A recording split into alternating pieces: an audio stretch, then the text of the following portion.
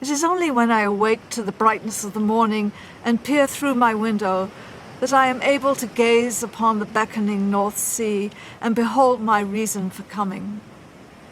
The window is small, but the prospect of the shimmering, luminous, still sea below is extensive and inviting.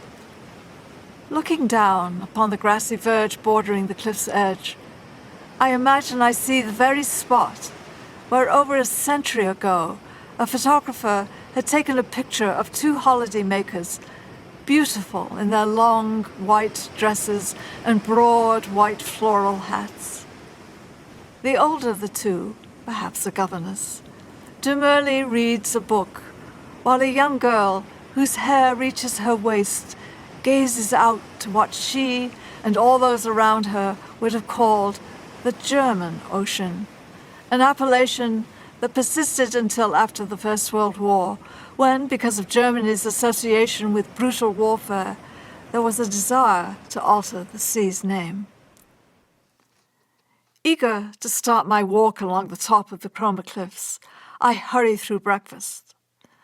After asking the waitress which is the best route to take, I start out for the coastal path to Sheringham, an old fishing village and market town about 5 miles from where I am staying. Initially, I must wander away from the west cliffs and follow a road packed with day trippers making the most of the late autumnal sunshine.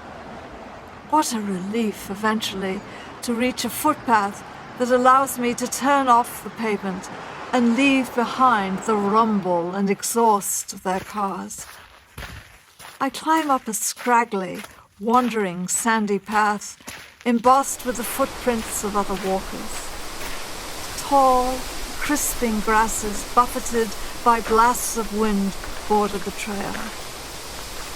Among their bent blades grow prickly, dry weeds, the occasional spent wildflower, and tangled ferns soon to turn a russet brown. The sea gradually becomes visible. A broad, vibrantly luminous blue band emerges across the horizon.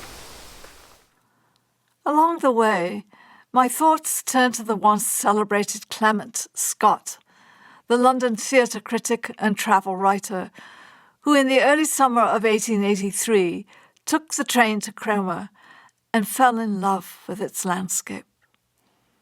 Scott particularly admired the surrounding cliffs, especially those that stand 200 feet above the sea. He composed poems, often rather bad ones, that celebrate the cliff's power to relax the mind. In one, he speaks of lying on his back amidst flowers and grasses while lazily listening to travelers pass by and to the sea breaking at the foot of the crags. He wondered why, given this possibility, his compatriots choose rather to race around the continent, to seek cures and pleasures in fashionable spas, alpine valleys, and castles on the Rhine. In Cromer, he believed, one could rest among the clover and sleep off care. Delighting in where I tread, I warm to his sentiment. The coastal trail eventually draws precariously close to the edge of the crumbling cliffs. Cautiously stepping forward, I look down upon long stretches of an empty beach far below, where after winter storms, fishermen might once have hunted for jet and amber washed up on the sands, or where at all seasons, zoologists and enthusiastic amateurs might have spent hours collecting shells, marine specimens, and seaweeds for their cabinets and aquariums. The tide must be almost full, for it sweeps past the wooden groins, installed to tame the sea's surges and protect the shoreline. The incoming waves leave a damp fringe at the water's edge, and when withdrawing, deposit jagged arrangements of glistening pebbles. Farther out, the sea swells as if some force, were continuously heaving its body beneath the water's surface. For a while, I am blissfully alone, except for the companionship of my shadow that confirms I am here, and for the moment away from my books. Daring to draw closer, I step forward even closer and gain an alarming sense of just how vulnerable these cliffs are.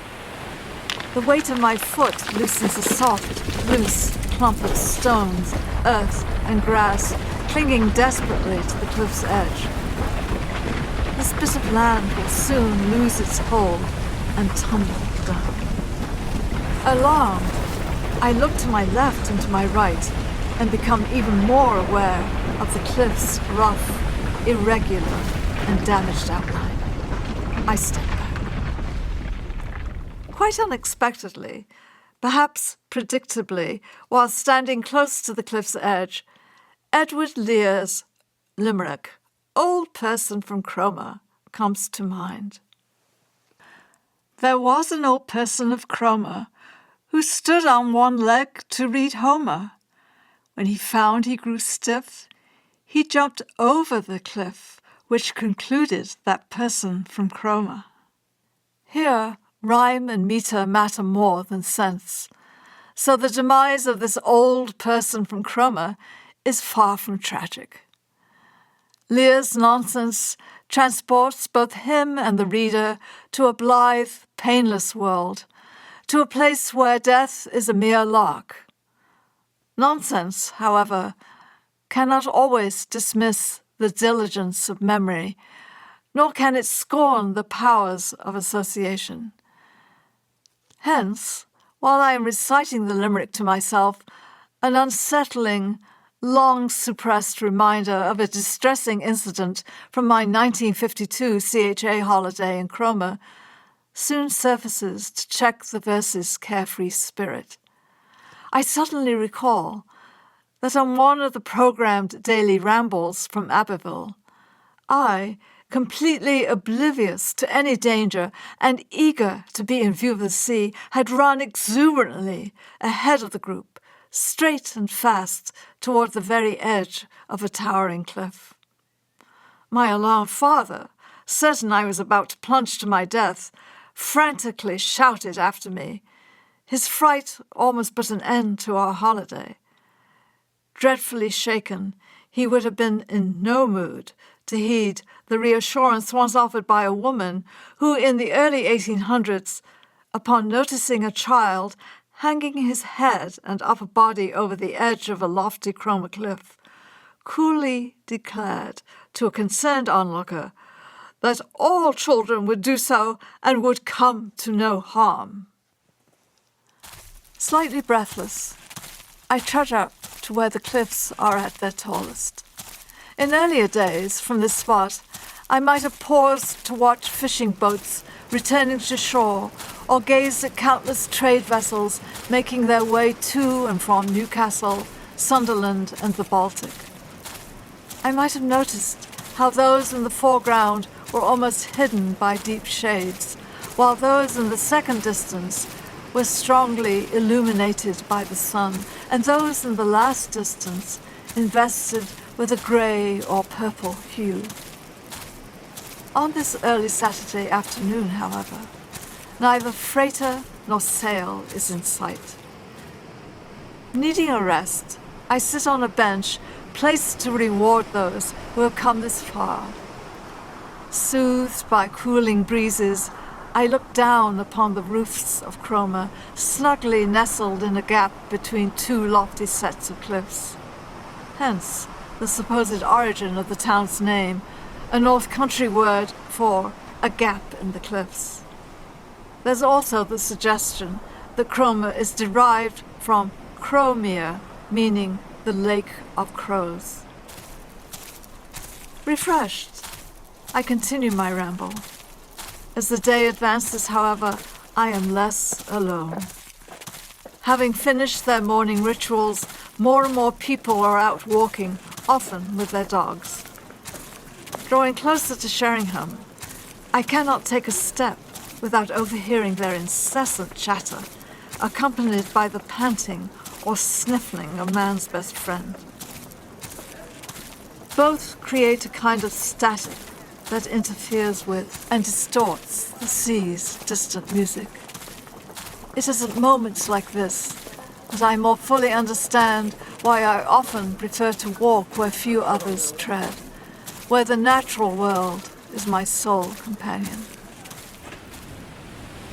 In an attempt to discover a less populated way, I descend into Lower Sheringham via a steep concrete ramp that leads to a sea wall.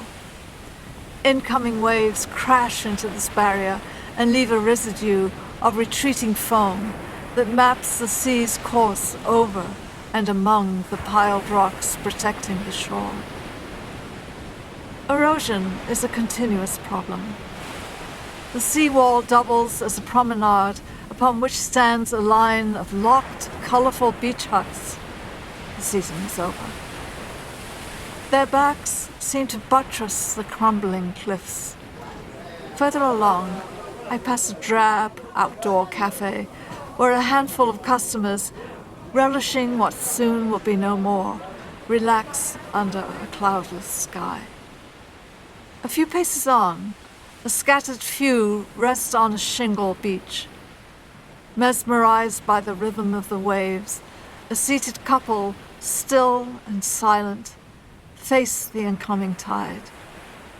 Alone, a person with a blanket draped around her shoulders reads in a folding chair. No one steps into the chilling sea. Proceeding inland, I reach Upper Sheringham. This is where many of the day trippers have come. The main street is awash and bustling with people who, looking for something to do, frequent trendy cafes and shops.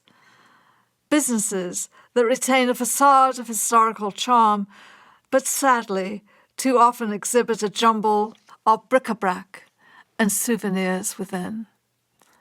I amble by the occasional flintstone cottage where years ago the Sheringham fishermen had resided. Recently restored and scrubbed clean, these dwellings have now been consigned to the realm of the picturesque that all too often sanitizes, perhaps romanticizes, the loss, fear, and danger attending those who years ago earned their living out upon the North Sea. Almost forgotten is a simple prayer once repeated by Sheringham fishermen. Pray God lead us, pray God speed us, from all evil defend us. Fish for our pains God send us, well to fish and well to haul, and what He pleases to pay all. A fine night to land our nets, and safe in with the land. Pray God hear my prayer. Up until the 1970s, fleets of fishing boats once congregated on Sheringham shore. Plentiful supplies of lobster, crabs, and whelks supplied the London market. Only 8 boats remain. Other forms of income now sustain this place, one, of course, being tourism. To escape both commerce and crowds, I turn down an alley where I spot an ordinary, almost empty fish and chip shop. Hungry and nostalgic, I devour a portion of beer-battered plaice with mushy peas. A customer tells me about a train that will return me to Cromer.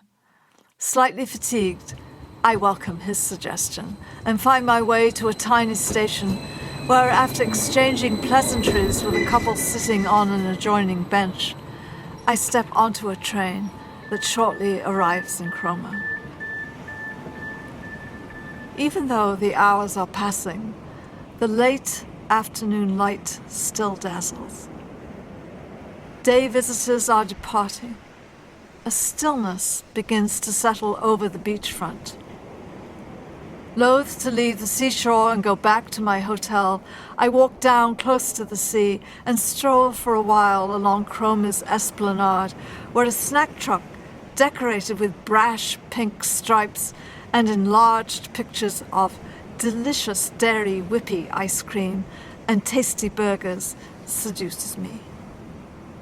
Tempted by their siren song, I hasten to join people waiting at the counter and order a gaudy Snickers sundae, an enchantment certainly not possible in 1952 when rationing was still in effect. After breathing in the atmosphere of ice cream, I flee and make my way back to my hotel room.